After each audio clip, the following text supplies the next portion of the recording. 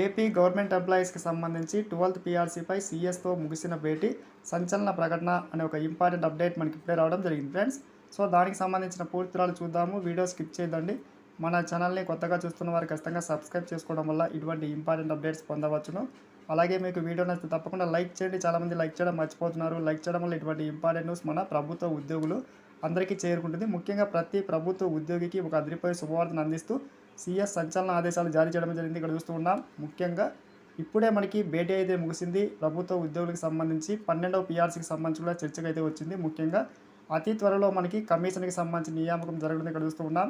ప్రభుత్వ ఉద్యోగులకు సంబంధించి కీలక నిర్ణయాలు అని చెప్పి, అదేవిధంగా ఉద్యోగుల ఇబ్బందులను గమనించిన ప్రభుత్వం ఫిబ్రవరి నెల జీతాలు మాత్రమే పాత పద్ధతిలో సీఎఫ్ఎంఎస్ వాళ్ళు చెల్లించడానికి అనుమతిచ్చింది.